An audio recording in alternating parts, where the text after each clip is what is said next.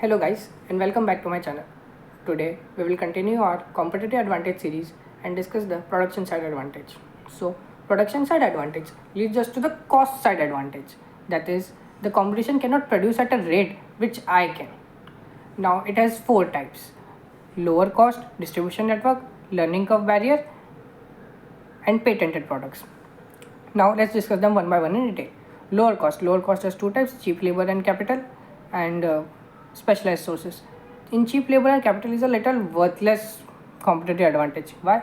Let's say I have cheap labor in India. Everybody can come in India and produce. So this is not something that is a sustainable competitive advantage and give you an entry barrier. So the second type is specialized resources.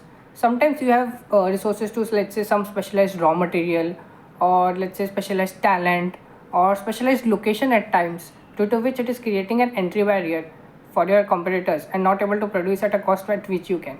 For example, let's say I am a steel company and my parent company is the biggest manufacturer of iron and ore.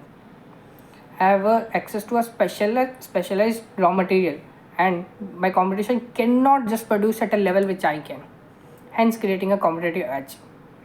Now, second is learning curve barrier. There are certain businesses which are very difficult to understand and execute.